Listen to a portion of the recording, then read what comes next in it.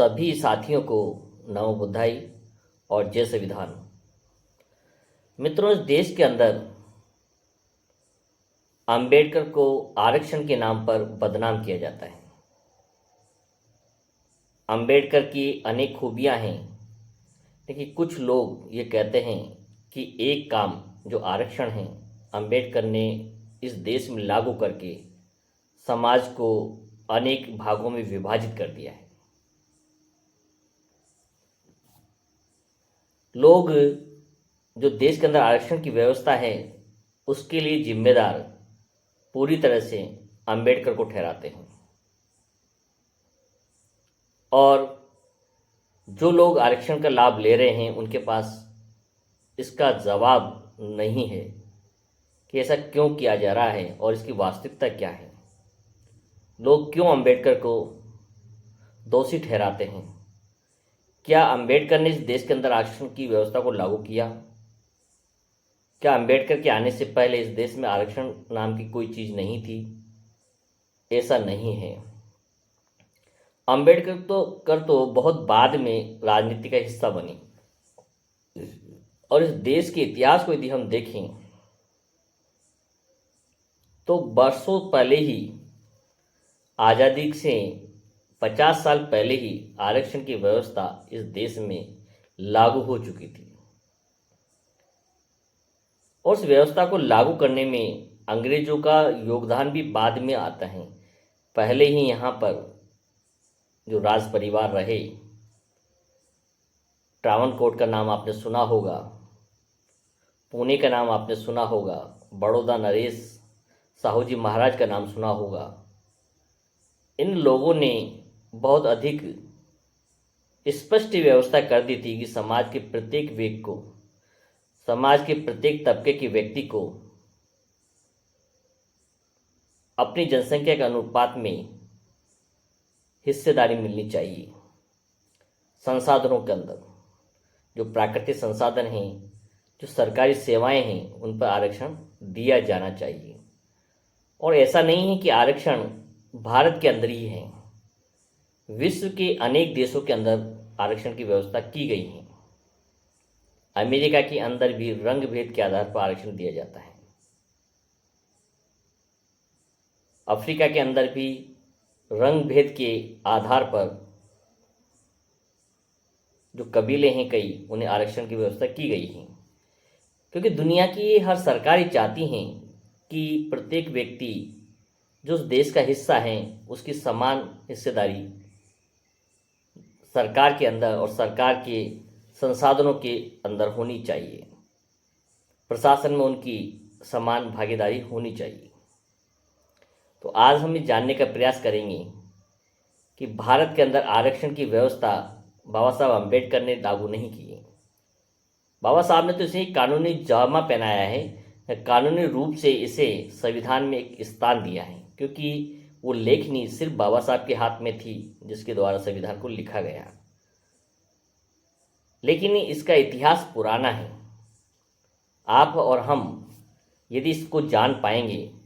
तो ऐसे कुतर्क करने वाले लोगों को सही से जवाब दे पाएंगे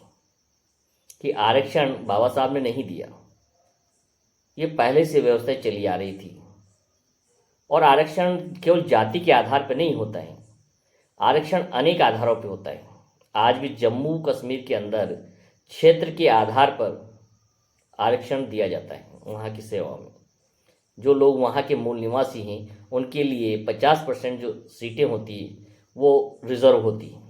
उन पर बाहर के किसी व्यक्ति को नियुक्ति नहीं दी जा सकती। कई क्षेत्र ऐसे हैं जहाँ पर क्षेत्र के आधार पर, लैंग्वेज के आधार पर भी रजिस्ट्रेशन होता है। तो मित्रों, आज हम ये जानने का प्रयास करेंगे कि भारत में आरक्षण की व्यवस्थाएं कहाँ से प्रारंभ होती हैं। भारत के अंदर सबसे पहले 1902 में कोल्हापुर में सबसे पहले रिजर्वेशन का प्रारंभ होता है। आरक्षण देने की व्यवस्था कोल्हापुर के जो नरेश होते हैं वो SC/ST, जिसे उस समय डिप्रेस क्लास कहा जाता था, BC कहा जाता था। ये डिप्रेस क्लास भी बहुत बाद में आया, और SC का जो शब्द है, SC/ST का 1935 में पहली बार इसकी शुरुआत सुनी गई या पहली बार ये शब्द सामने आया? तो सबसे पहले जो 1902 में, जहाँ तक जो हमने आंकड़े पढ़े हैं उसके आधार पर हम बता रहे हैं, 1902 में कोल्हापुर नरेश ने अपनी रियासत के अंदर सबसे पहले डिप्रेस क्लास जो लोग थे, जिसे उस समय बीसी कहा जाता था, बैकवर्ड क्लास, उन लोगों को अपनी सेना के अंदर अपने जो आप उनकी राजकीय सेवाएं थी उनके अंदर रिजर्वेशन देने का एक व्यवस्था की, और कुछ पद रिजर्व किए उन लोगों के लिए जो आज तक शिक्षा से वंचित थे, सरकारी सेवाओं से वंचित थे और अभाव में जी रहे थे। उन लोगों को बराबर लाने के लिए, उन लोगों को मोटिवेट करने के लिए रिजर्वेशन की सेवाएं प्रारंभ की गई। उस समय SC ST OBC नाम भी नहीं था, उस समय इन लोगों को BC के नाम से जाना जाता था, बैकवर्ड क्लास, जो पिछड़े हुए समाज थे, उन लोगों को बराबर लाने के लिए ये शुरुआत यहाँ से मानी जाती है। 1917 में बड़ौदा में साहू जी महाराज के द्वारा राजकीय सेवा में सर्वप्रथम आरक्षण की लिखित व्यवस्था की गई और सबसे पहले रिजर्वेशन वहाँ की सेना के अंदर दिया गया। उनका मानना था समाज के अंदर प्रत्येक व्यक्ति जो मेरे राज्य में रहते हैं उनकी बराबर की भागीदारी हर राजकीय सेवा में होनी चाहिए, और ये शुरुआत उन्होंने सबसे पहले सैनिक सेवाओं से प्रारंभ की। 1921 में मैसूर में नरेश ने, जो मैसूर के राजा थे, उन्होंने इसकी शुरुआत की। 1927 में मद्रास रेजिडेंसी में इसकी शुरुआत की गई और वहाँ भी डिप्रेस क्लास को रिजर्वेशन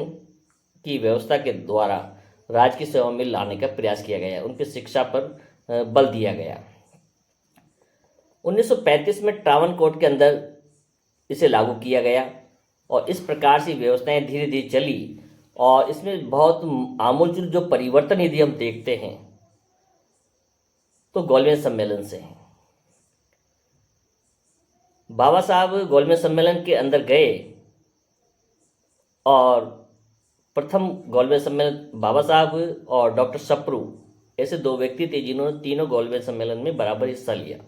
लेकिन महात्मा गांधी ने पहले सम्मेलन में जाने से मना कर दिया था और उनका मानना ये था कि हमारे देश का भविष्य अंग्रेज तय नहीं कर सकते हैं और उसका भविष्य का निर्धारण हम स्वयं यहाँ करेंगे। इस अकड़ में मानिए कि वो गोलमेज सम्मेलन नहीं जाते हैं और बाबा साहब जाते हैं और अपने डिप्रेस क्लास के अधिकारों की बात को बड़ी बखूबी से मजबूती के साथ रखते हैं और वहाँ ये सरकार को बताने में कामयाब हो जाते हैं कि मान्यवर देश के अंदर जाति के आधार पर हमारे समाज को, जो डिप्रेस क्लास उस समय कहा जाता था, राजनीति से, आर्थिक संसाधनों से, जमीन से, प्रॉपर्टी से, हर चीज़ से वंचित रखा गया है, शिक्षा से भी वंचित रखा गया है। अब ऐसी स्थिति में यदि आप सत्ता हस्तांतरण करते हैं तो हमारे लोग किसी भी स्थिति में चुनाव नहीं जीत सकते हैं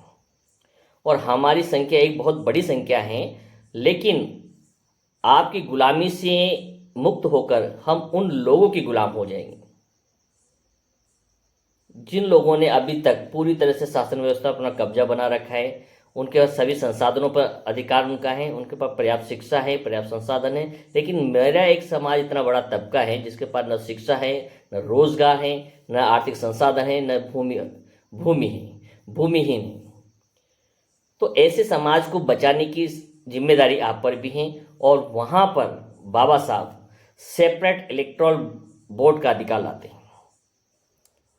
और वहाँ के जो प्रधानमंत्री थे मैकडोनाल्ड, उनके साथ ये एक समझौता होता है और एक आश्वासन दिया जाता है बाबा साहब को कि भारत को जब आज़ाद किया जाएगा तो यहाँ पर सेपरेट इलेक्टोरल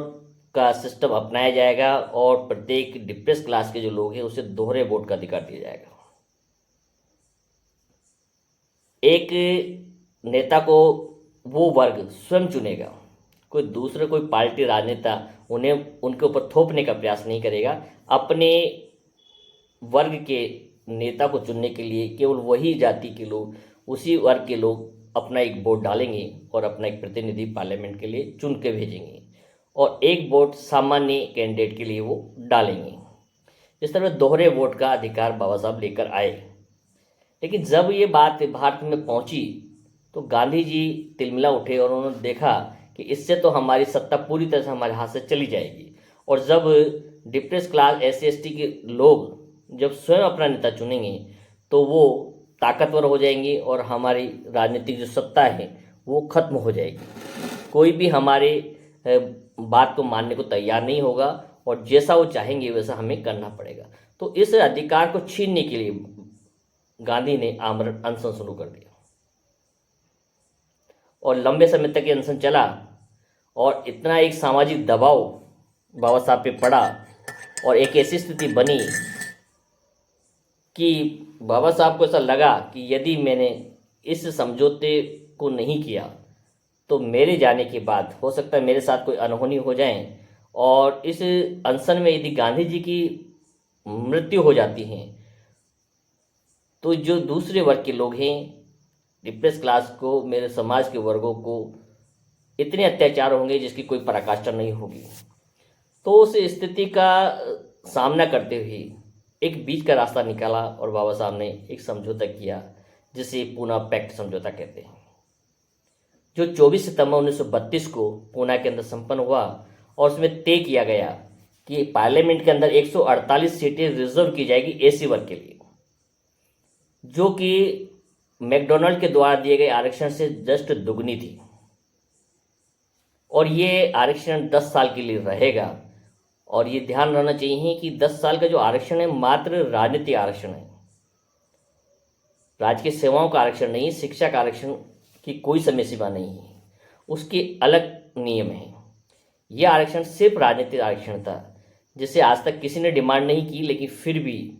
निरंतर ये इसे बढ़ाया जाता रहा है और वर्तमान में भी ये बढ़ाया गया है। अंतिम समय 2023 में इसे 10 वर्ष के लिए बढ़ाया गया है। तो कहने का तात्पर्य है बाबा साहब नहीं चाहते थे कि हमें आरक्षण मिले, वो तो दोहरे वोट का अधिकार लेकर आए थे। वो चाहते थे कि हमारे वर्ग के लिए अलग से निर्वाचन मंडल बने और उस निर्वाचन मंडल के अंदर प्रतिनिधियों का चुनाव हम स्वयं करें, जिससे कि हमारे वर्ग के लोगों की बात को सुना जा सके। लेकिन इस समझौते को रद्द करवाने में गांधी जी ने अपने प्राणों को दांव पे लगा दिया और ये पूना पैक्ट समझौता हुआ। और इसका परिणाम ये निकला कि आने वाले असेंबली में, स्टेट इलेक्शन में और सेंट्रल इलेक्शन में SC वर्ग को रिजर्वेशन की सुविधाएं दी गई और आगे जाकर के यही जो डिप्रेस क्लास था SC और ST के नाम से जाना लगा। और 1952 में पहली बार जो लोकसभा के चुनाव हुए तो वहाँ पर इस प्रकार से आरक्षण दिया गया SC और ST को। तो ये बहुत बड़ा एक सिस्टम है जहाँ से आरक्षण की सुविधाएं प्रारंभ होती है। तो इसमें हम कतई भी किसी भी दृष्टि से देखें तो बाबा साहब को हम दोषी नहीं ठहरा सकते, क्योंकि बाबा साहब के आने से कई सालों पहले आरक्षण की व्यवस्था इस देश के अंदर चल रही थी और उसे बाबा साहब ने केवल लीगलाइज किया, अपने कॉन्स्टिट्यूशन में लिखा और एक लेखबद्ध करके संविधान में उसको डाला। अब देखते हैं कि रजिस्ट्रेशन की सीमा क्या है। जो 10 वर्ष की जो सीमा थी रजिस्ट्रेशन की, वो मात्र राजनीतिक आरक्षण थी। जो जनगणना 1972 के अनुसार जो वर्तमान समय में दी गई हैं वो वही सीटें आज बदस्तूर जारी हैं, लेकिन समय समय पर सरकारें इसे बढ़ाती रहती हैं। लेकिन दूसरा आरक्षण जो है सामाजिक आरक्षण है, जो राजकीय सेवाओं में जाने का आरक्षण है, उसकी कोई समय सीमा नहीं है। उसमें स्पष्ट लिखा हुआ है कि जब तक प्रत्येक वर्ग के लोगों को उनकी जनसंख्या के अनुपात में जो उनका रजिस्ट्रेशन दिया गया है, प्रत्येक स्टेट पर प्रत्येक क्लास में पर्याप्त मात्रा में उनका योगदान नहीं हो जाता है, उनकी सहभागिता पूरी नहीं हो जाती, तब तक आरक्षण को लागू रखा जाएगा। आज भी देखेंगे क्लास 1 चीफ सेक्रेटरी स्तर के जो पद हैं वहाँ पर जो आरक्षण होना चाहिए उसका 10% आरक्षण मिल रहा है। आज स्थिति ये है, आरक्षण लोग इसीलिए विरोध कर रहे हैं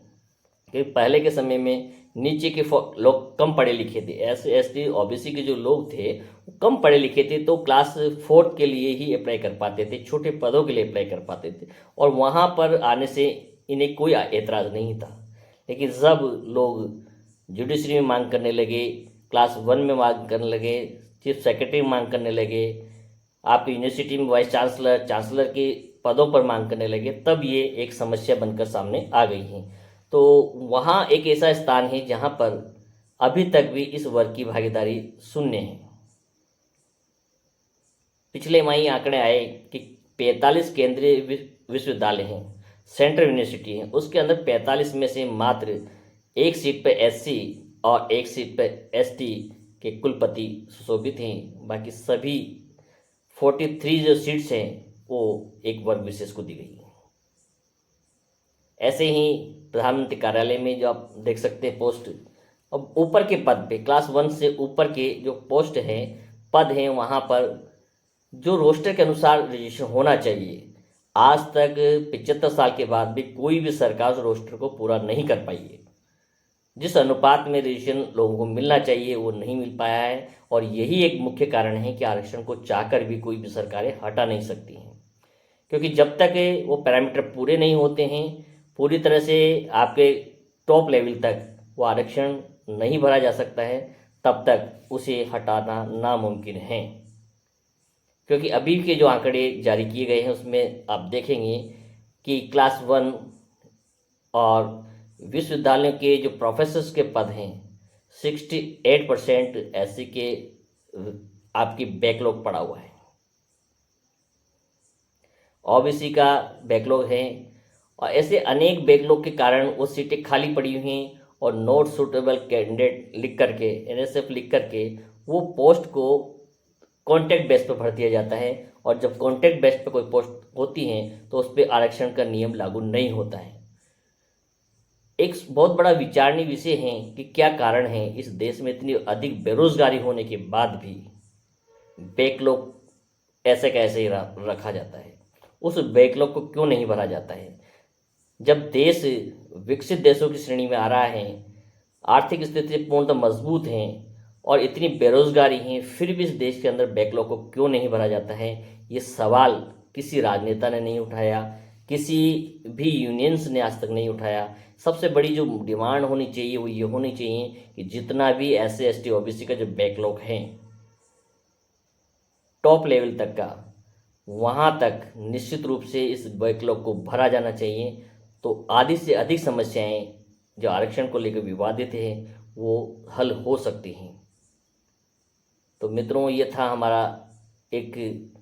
सत्र जिसके अंदर हमने जानने का प्रयास किया कि आरक्षण को लेकर बाबा साहब को जो ब्लेम करते हैं वो एक गलत ब्लेम करते हैं कि बाबा साहब से पहले से ही कई वर्षों से आरक्षण की व्यवस्थाएं देश के अंदर रही, और भारत एक मात्र ऐसा देश नहीं है, दुनिया के तमाम देशों में इस प्रकार की व्यवस्थाएं की जाती हैं। क्योंकि एक वर्ग वे हैं, जो एक बच्चा वो है जिससे सब प्रकार की सुख सुविधाएं हैं, जो बड़े शहरों में रहता है, ऑनलाइन क्लास अटेंड करता है, बड़े से बड़े इंग्लिश मीडियम कॉलेज में पढ़ता है, सब प्रकार की कोचिंग की सुविधा उसके पास है। और एक बच्चा वो जो ग्रामीण क्षेत्र में रहता है, ग्रामीण स्कूलों के अंदर पढ़ता है, उसके पास न तो लाइट की व्यवस्था है, न उसके पास मोबाइल की व्यवस्था है, न उसकी आर्थिक स्थिति ऐसी है जो कि बैठ करके स्वयं पढ़ सके, उसे मजदूरी भी करनी है और पढ़ाई भी करनी है। अब यदि दोनों बच्चों को एक ही जैसी परीक्षा में बिठाकर समान अंक देकर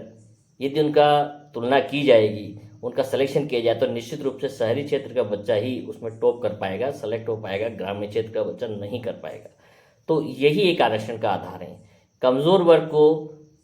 बराबर लाने के लिए उसे कुछ रियायतों की आवश्यकता होती है और ये दी जानी चाहिए, क्योंकि देश में जितने भी लोग हैं सबका एक जितने भी संसाधन है उस पर बराबर का हक अधिकार है, सबको समानता का अधिकार है, और उस अधिकार को तब तक पूरा नहीं किया जा सकता है जब तक सबको पर्याप्त मात्रा में समान सुविधाएं नहीं दी जा सकती। तो निश्चित रूप से बाबा साहब को ब्लेम करने वालों को हम जवाब दे सकते हैं कि बाबा साहब की देर नहीं है, ये गांधी के समझौते के बाद, तो पूना पैक्ट के बाद इसको एक लीगल रूप दिया गया है, बल्कि आरक्षण की व्यवस्थाएं सदियों से चली आ रही हैं, और यदि इसको 100% जिस दिन पूरा कर दिया जाएगा, बैकलॉग भर दिया जाएगा, एक बार 10 वर्ष के लिए यदि प्रत्येक वर्ग के लोगों को उनकी संख्या के अनुपात में यदि नियुक्तियां दे दी जाती हैं तो शायद इस समस्या का स्थायी रूप से समाधान किया जा सकता है, और फिर इस आरक्षण को पूरी तरह खत्म कर दिया जाए, किसी को कोई आपत्ति नहीं होगी, लेकिन एक बार तो कम से कम समानता का अधिकार उन लोगों को दिया जाना चाहिए और उनको उस अनुपात में क्लास 1 ऑफिसर के अंदर आपके चीफ सेक्रेटरी स्तर पर न्यायिक सेवाओं में भी लाने का प्रयास किया जाना चाहिए, तभी जाकर इस समस्या का समाधान हो सकता है। सभी को बहुत बहुत साधुवाद।